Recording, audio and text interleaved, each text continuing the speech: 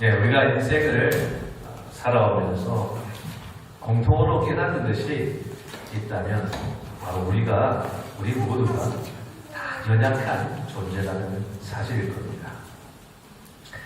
제가 모태신앙으로 지금까지 신앙생활을 하면서 발견한 것이 하나 있는데, 그것은 아무리 믿음이 좋은 사람이라도 인간으로서의 그 연약함은 벗어나지 못한다는 사실입니다.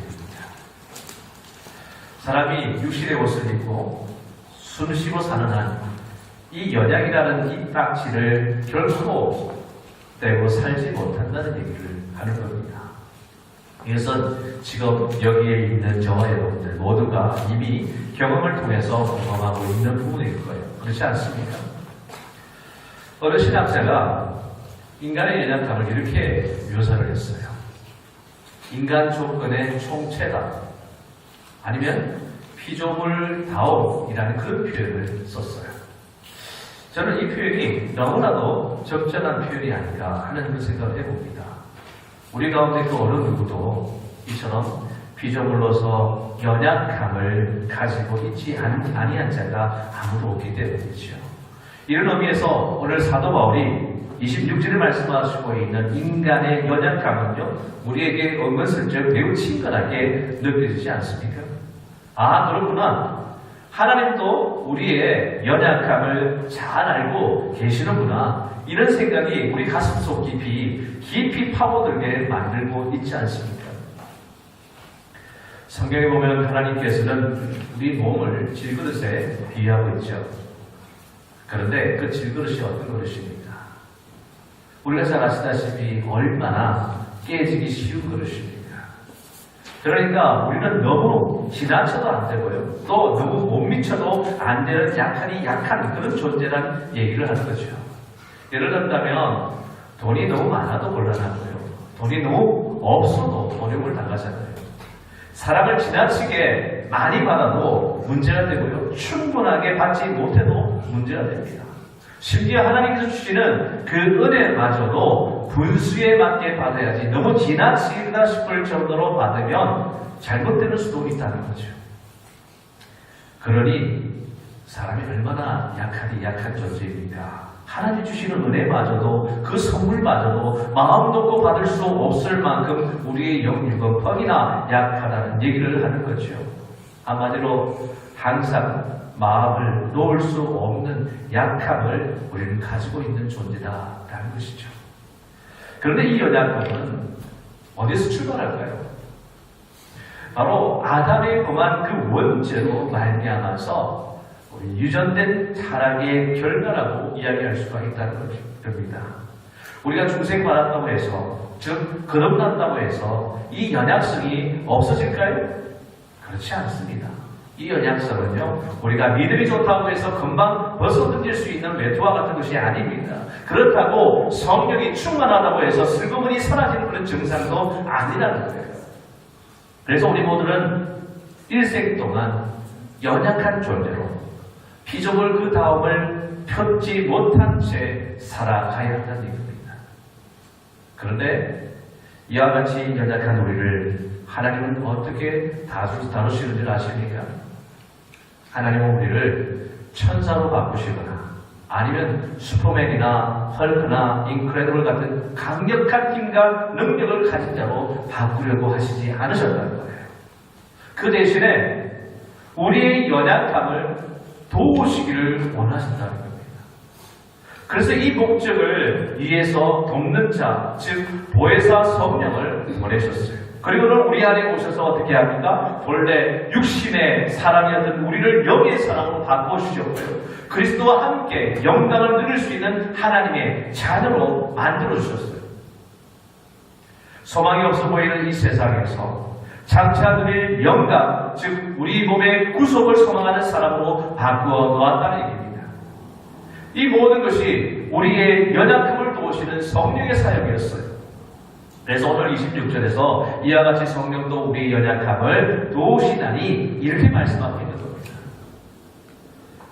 그래서 우리가 우리의 성령을 다른 말로 보혜사라고 불러요. 왜냐하면 이 보혜사라는 뜻이 도우시는 분이시다라는 뜻이거든요. 그래서 성령은 우리를 도우시는 분이세요. 여기서 돕는다라는 것은요, 함께 담당한다라는 뜻입니다. 좀 더 이해하기 쉬운 표현을 쓴다면 맞잡아준다라는 의미로 해석하면 좋을 것 같아요. 가령 우리가 무거운 이 통나무를 옮기려고 그것을 어깨에 짊어지고 가는 사람이 있다고 쳐요. 그렇다면 통나무를 그가 쉽게 옮기도록 도와주는 방법이 무엇일까요? 바로 이 통나무를 양쪽에서 한쪽 것을 서로 맞잡아주며 갈 경우에 이것이 그 사람에게 도움이 될 것입니다.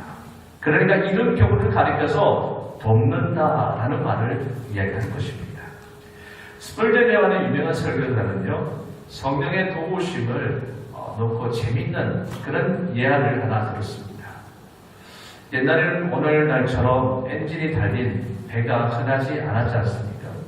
그래서 엔진이 없는 경우에는 노를 이용해서 배를 움직이게 됩니다.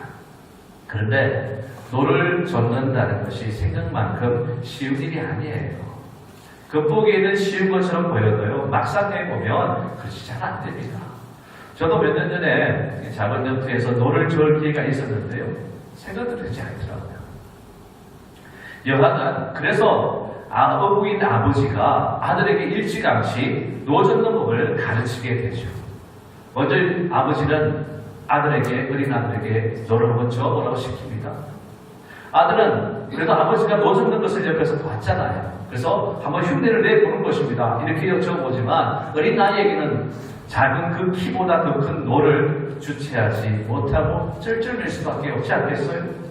노 하나만 다루는 거 힘이 드는데 그 거센 그 물살을 갈라가면서 배를 움직이게 하기 얼마나 힘이 딸리겠어요? 아들은 낑낑거리며 뻘뻘 땀을 흘립니다. 그때 아버지가 아들 곁에 와서 이렇게 이야기합니다. 얘야, 오른발은 여기 디디모기에 얹고 왼발은 이 바닥에다가 두고 왼손은 가볍게 노기에 얹히고 오른손을 너를 힘있게 잡아서 이렇게 접는 거야. 이렇게 자세히 가르쳐줘요. 아들은 아버지의 말씀을 명심하고 그대로 따라해 보지만 잘 되겠습니까? 잘 안 됩니다.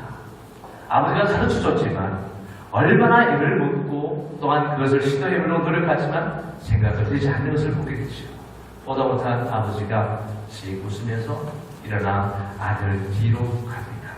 그리고는 아버지가 아들의 등 뒤에서 자기 몸을 대고 두 팔을 쭉 내밀어서 아들의 그 작은 손 위에 자기의 큰 손을 얹게 되죠. 그리고 노젓기를 시작합니다. 아들은 힘들까요? 안 힘들까요? 힘들지 않죠. 힘들지 않고 신나게 물살을 타게 됩니다. 아버지가 노를 젓는 대로 따라 움직이기만 하면 되니까. 이렇게 해서 아들이 노 젓는 법을 배우게 된다는 거죠. 근데 바로 성령님이 노를 함께 저어주는 아버지와 같다고 할 수가 있는 것입니다. 성령은요, 너는 거기 있지 말고 가만히 앉아있어. 그냥 가만, 내가 다 해줄게. 라는 이런 식으로 말씀하시지 않으신다는 겁니다. 그는 우리가 노를 저을 때 도와주시는 분이세요. 그런 의미에서 돕는다고 이렇게 말씀하고 있는 겁니다. 우리가 성령을 모셨다고 해서 우리의 연약함이 금방 사라지지 않아요. 우리 안에 성령이 계신다고 해서 우리가 갑자기 영적인 거장이 되는 것도 아니에요. 성령은 우리의 연약함을 그대로 두시고 단지 돕고자 하는 거예요. 우리가 그의 도움을 따르려고 몸부림을 칠 때 성령은 스탠바이 모드에서 액션 모드로 바꾸고 도우시는 것입니다. 다시 말해서 성령은요, 우리가 연약하기 때문에 우리에게 오신 거예요. 그분은 우리가 연약하기 때문에 동행해 주시는 하나님이신 것입니다. 그러므로 우리의 연약은 성령을 머물게 하는 어떤 필수 조건이라고 할 수도 있어요. 어떤 의미에서는 절대 조건이라고까지 말할 수도 있을 것입니다. 우리가 연약하지 않다면 성령이 우리에게 먹을 필요가 없을지도 모른다는 얘기예요. 이런 의미에서 우리는 오히려 연약한 것을 감사해야 합니다. 할렐루야. 그럼에도 불구하고 우리는 엉뚱한 엉뚱한 반응을 보일 때가 종종 있어요. 어떻게 하든지 이 연약한 것을 벗어나보려고 몸부림을 치는 겁니다. 하나님을 잘 섬기고 순종하지 못하는 이유가 자신의 연약함 때문이라고 탄식하는 그 탄식을 늘어놓을 때가 얼마나 많습니까? 그렇지만 성경을 좀 더 우리가 주의 깊게 살펴보면 우리의 연약을 탄식할 필요가 없음을 알 수가 있어요. 그것은 우리로 하여금 실패하게 하는 조건도 아니고요. 하나님을 잘 섬기지 못하게 하는 장애물도 아니라는 것입니다. 오히려 이 연약이 우리로 하여금 성공하게 할 뿐만 아니라 하나님의 능력을 체험하게 하는 비결이 된다는 것을 알게 되기 때문이죠. 우리가 연약하기 때문에 성령이 우리를 도우시는 겁니다. 할렐루야. 있습니까? 그러면 우리는 각자의 짊어지고 있는 그 약함을요 결코 불평할 필요가 없습니다. 우리의 연약이 성령을 머물게 하는 조건이 되기 때문에 바울처럼 오히려 하나님께 감사할 수 있어야 하는 것이에요. 바울이 무엇이라고 고백하고 있습니까? 고린도후서 12장 9절입니다. 시작. 이는 내 능력이 약한 데서 온전하여 온전해짐이라 하신지라. 그러므로 도리어 크게 기뻐함으로 나의 여러 약한 것들에 대하여 자랑하리니. 여러분들 어떻게 이런 말을 할 수가 있겠어요? 이것은 자기의 그 연약을 깨트려 보는 영의 눈이 있는 사람만이 할 수 있는 말입니다. 이 말씀의 깊이를 아는 사람은 자기의 연약을 결코 부정적으로 보지 않는다는 거죠. 본문에서 바울은 특별히 우리의 기도를 도우시는 성령에 대해서 말씀하고 있습니다. 왜 성령께서 특별히 기도를 도우신다고 말씀했을까요? 기도가 그만큼 중요하기 때문에 그렇게 말씀하시는 거예요. 그럼 우리가 육신적으로나 영적으로 연약해지면 여러분 기도의 힘을 잃게 되지 않나요? 한번 생각해 보십시오. 우리는 몸이 조금만 정상적이지 않게 되면 어떻게 됩니까? 기도를 못하고 그냥 들어누워버려요. 또 기분이 조금 상하는 일이 있어도 마음이 무거워서 기도를 제대로 못합니다. 또 신앙생활에 긴장이 풀려서 세상 재미에 맛이 들리면 우리의 영혼이 캄캄해지고 기도를 막히게 돼요. 우리에게 있는 모든 연약함이 이처럼 기도를 못하게 하는 쪽으로 작용하기 때문에 성령께서 이것을 너무나도 잘 아시기에 특별히 우리의 기도를 도우신다는 것입니다. 만약 우리가 기도에 힘쓰지 못하면 우리의 연약함을 극복할 다른 길이 없잖아요. 성령님은 우리를 돕기 위해서 늘 5분 대기조처럼 기다리고 계세요. 그런데 그 성령님의 도우심을 간절히 바라신다면 어떻게 해야 합니까? 기도해야 하지 않겠어요? 성령님 우리가 기도할 때만 도우시는 것입니다. 기도는 우리가 성령님의 도우심을 받기 위한 생명줄과도 같다는 얘기예요.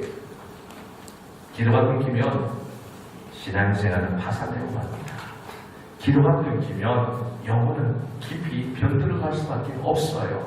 그러니까 성령께서 우리의 기도를 특별히 돕지 아니할 수 없는 것 아니겠습니까? 그렇다면 어떻게 성령님께서 우리의 기도를 도우십니까? 우선 첫 번째로 기도할 바를 알지 못할 때 기도할 바를 알게 해주신다는 겁니다. 사실 우리는 마땅히 기도할 바를 알지 못할 정도로 연약한 존재예요. 우리는 돌이 떡인 줄 알고 돌을 달라고 기도할 때도 있어요. 또 뱀이 생선인 줄 알고 뱀을 달라고 기도할 때도 있다는 얘기입니다. 우리는 어떤 주어진 상황 속에서 무엇이 우리에게 가장 유익한 것인지를 알 수 없기 때문에 바로 올바른 기도를 할 수가 없는 것이에요. 우리는 가끔 자기를 해칠 수밖에 없는 것을 달라고 하는 어린아이처럼 될 때가 있지 않습니까? 하나님은요, 어린아이보다는 그 아이에게 그가 원치 아니하는, 그가 무엇을 더 원하는가, 그러면 그 아이에 필요한 것이 무엇인가? 그렇게 그것에 관심이 있기 때문에 그 아이에게 해를 줄 수 있는 그런 요구를 거절할까요? 받아줄까요? 거절해야 되지 않겠습니까? 그 아이가 원치 아니하는 않게끔 또한 설득시켜야 하는 그 부모의 그 입장, 그 입장에 서야 될 상황에 놓여진다는 것입니다. 여러분, 무작정 떼쓴다고 해결되는 것이 아니거든요. 우리 하나님께 무작정 내가 원하는 거 달라고 기도한다고 그것이 되는 것이 아니에요. 이것이 나에게 독이 될 수도 있는 것이고 해가 될 수 있는 것이 그 우리의 구하는 것이 될 수 있다는 것이에요. 그렇기 때문에 우리 하나님은 어떻습니까? 내가 이것은 독이 되고 해가 될 것은 내가 가려서 너에게 이익이 되는 것, 그것을 구하도록 우리의 기도의 제목을 바꿔 가시는 것이에요. 그래서 하나님은 성령님을 통해서 성도가 올바른 기도를 할 수 있도록 인도해 주신다는 것입니다.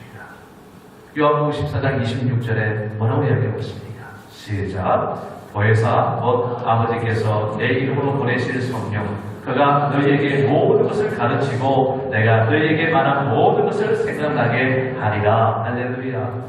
여러분들, 하나님께서 보내준 성령의 역할이 무엇인가가 분명히 나와 있지요. 바로 그가 너희에게 모든 것을 가르친다고 했어요. 우리가 잘 모르는 것 그분께서 가르쳐 주신다고 합니다. 내가 너희에게 말한 모든 것을 생각나게 하시겠다. 그러니 그분이 우리의 구할 바를 얼마나 잘 아시겠어요. 그 약속대로 성령은 성도 안에서 성도가 해야 할 기도의 방향을 지시해 줄 겁니다. 여러분, 우리가 성령님의 도우심이 없이 기도하면 어떻게 기도할 것 같습니까? 우리는 우리의 정욕대로 기도할 수밖에 없어요. 우리의 욕심대로 기도할 수밖에 없다는 것입니다. 하나님의 뜻에 위배되는 기도를 할 수밖에 없어요. 마치 바리새인들처럼 자기 사랑을 늘어놓는 기도만을 고수할 수가 있다는 겁니다. 그런데 이런 기도는 아무런 유익이 없다는 것이에요. 성령님은 지혜의 영이십니다. 성령님은 우리의 마음에 기도할 마음을 일으키세요. 성령님은 우리에게 정당한 기도를 할 수 있도록 인도해 주시는 것입니다. 우리가 또 기도하다 보면 생각지도 않았던 그 기도를 드릴 때가 있잖아요. 이것이 바로 성령님의 도우심인 것입니다. 성령님은 우리의 기도할 바를 알게 해주십니다. 쉽게 표현하면 인간의 욕심으로 정욕으로 구하지 않게 막으시고 하나님의 뜻을 구하는 기도로 인도하신다는 얘기입니다. 그리고 두 번째로 말할 수 없던 탄식으로 우리를 위해 친히 간구하세요. 우리는 마땅히 기도할 걸 알지 못할 정도로 연약하지만 성령께서는 늘 말할 수 없는 탄식으로 우리를 위해서 친히 간구해 주신다는 겁니다. 물론 우리는 그 간구를 들을 수 없고 말로 표현할 수 없어요. 그럼에도 불구하고 성령께서는 우리 속에서 끊임없이 우리를 위해 친히 간구하신다는 것입니다. 우리가 영하게 되는 그 시간까지 끊임없이 계속해서 성령은 우리를 위해서 간구하십니다. 그렇다면 성령님은 언제 탄식할까요? 하나님의 백성이 믿음을 저버리고 죄악으로 달려갈 때 탄식하십니다. 은혜의 자리를 벗어나 무지로 달려갈 때 성령은 탄식하십니다. 그리고 세상을 쫓아서 좌우로 치우칠 때 탄식하세요. 무슨 일이든 원망과 불평으로 달려갈 때, 그리고 기도해야 할 사람이 기도하지 않을 때, 감사해야 할 사람이 감사하지 않을 때, 이럴 때 그분은 탄식하신다는 것입니다. 마음에 없는 기도를 할 때, 형식적으로 기도할 때, 죄를 숨겨놓은 채 청산유수로 기도하는 모습을 보여 성령님은 탄식하십니다. 그러나 한 가지 기한점입니다. 주님은 이러한 우리의 연약함을 스스로 짊어지시고 탄식하신다는 거예요.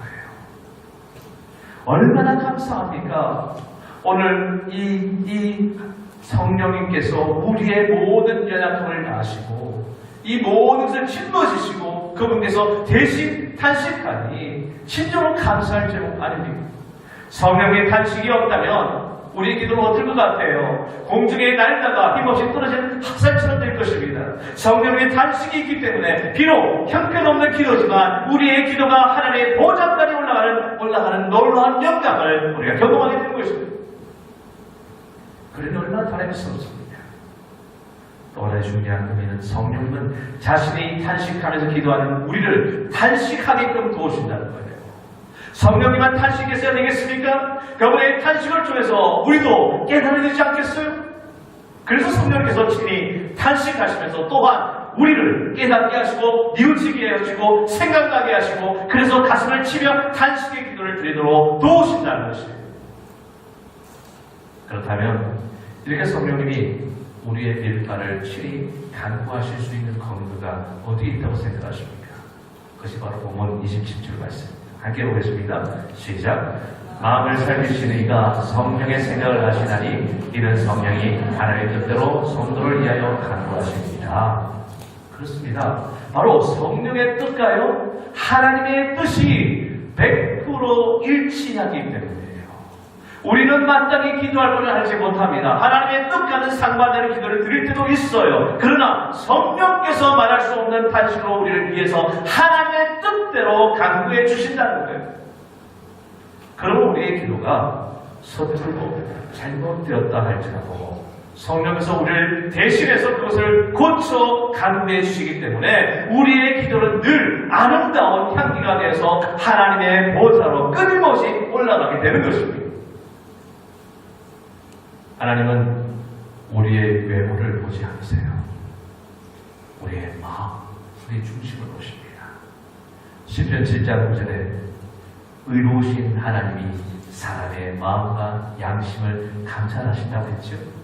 그리고 예레미야 17장 10절에 나 여호와는 심장을 살피며 폐부를 시험하고 각각 그의 행위와 그의 행실대로 보응하신다고 했고 예레미야 20장 12절은 하나님께서 의인을 시험하여 그 폐부와 심장을 보신다 이렇게 말씀했어요.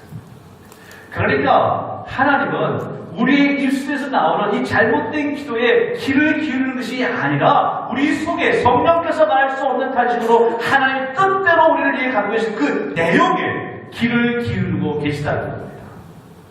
우리가 마땅히 기도할 바를 알지 못해서 끙끙거리며 탄식만 하고 있을지라도 성도의 그 마음을 살피시는 하나님께서 성도의 마음을 아시고 응답하신다는 겁니다. 여기서 우리는 중요한 교훈을 깨닫게 되죠. 그래서 우선 위선적인 마음을 가져서는 안 된다는 것입니다. 바리새인과 같이 겉으로는 경건한 척하면서 마음으로 악독을 품어 기도하는 그런 자가 돼서는 아니 된다는 것이죠. 아울러 우리가 진심으로 기도했다면 비록 그것이 혀를 가지고 유창하게 한 것이라 그것이 아니라 그저 마음으로 탄식하며 소원만 가진 것이라 할지라도 그 소원을 우리 하나님께서 들어주신 줄 믿어야 한다는 겁니다. 한나는 기도할 때 말로 유창하게 기도했습니까? 아니에요. 그녀는 거저 괴로운 그 마음으로 통곡하며 마음으로만 소원을 아뢰었어요. 그럼에도 불구하고 그녀의 기도가 하나님께 응답되는 역사가 일어나지 않았습니까? 하나님께서 그녀의 소원과 생각을 아시고 응답해 주신 거예요. 로마서 8장 34절 말씀 함께 볼까요? 시작. 누가 정죄하리요 죽으실 뿐 아니라 다시 살아나신 이는 그리스도 예수시니 그는 하나님 우편에 계신 자요 우리를 위하여 간구하시는 자십니다. 무슨 말씀입니까? 지금도 우리 주 예수 그리스도께서는 하나님 보좌 우편에서 우리를 위해서 간구해 주시고 있다는 그 얘기잖아요. 우리 속에서 지금 성령께서 말할 수 없는 탄식으로 우리를 위하여 하나님 뜻대로 또 친히 간구해 주시고 있습니다. 그런데 예수님께서는 또 우리를 위해서 우리를 지금 잡아당겨 주시고 계십니다. 우리 성령님을 밑에서 우리를 밀어주시고 계세요. 그러니 우리가 함께 현재 고난과 문제 추스기로 우리의 삶을 도배질을 했다 할지라도 우리는 결코 외롭지 않다는 것입니다. 왜 그렇습니까? 나 홀로 있는 것이 아니기 때문이에요. 우리 예수님께서 하나님 보좌 우편에서 지금도 우리를 위해서 간구해 주시고 계십니다. 그리고 성령께서 말할 수 없는 탄식으로 우리 속에서 친히 우리를 위해서 하나님 뜻대로 간구해 주시고 계시기 때문이에요. 여러분 정말 든든하지 않습니까? 연약한 우리를 이 땅에서 그리고 하늘에서 이렇게 지원하고 있는데 무엇이 두렵습니까? 두려워할 이유가 없어요. 외롭다고 여러분들 나는 왜 이렇게 힘들어? 그렇게 할 필요가 없어요. 우리 안에서 성령께서, 위에서는 우리 주님께서 우리를 위에서 친히 강구하시며 우리가 바른 길로 갈 수 있도록 인도해 주고 바른 길을 할 수 있도록 인도해 주신다는 것입니다. 제 말씀을 정리합니다. 성령님은 친히 하나님의 뜻대로 우리를 위하여 기도하시고 우리를 도우십니다. 결론적으로 말하면 성령님은 우리의 불완전한 그 기도를 온전케 인도하시는 분이시다는 얘기입니다. 그러므로 우리는 우리를 위하여 한시도 떠나지 않고 우리의 연약함을 짊어지시고 우리의 기도할 바를 알게 해주시면서 우리의 기도를 하나님 뜻대로 인도해 주시는 성령을 찬양해야 합니다. 그분이 계시기 때문에 우리가 아무리 연약하여도 낭망할 이유가 없는 것이에요. 그분이 도우시는 한 우리는 기도에 실패하지 않을 것입니다. 이 얼마나 놀라운 위로요 은혜입니까? 여러분의 기도가 항상 성령님의 도우심으로 화나산처럼 타올라서 하나님의 보좌를 향해 힘차게 올라갈 수 있기를 주님의 이름으로 간절히 축원합니다.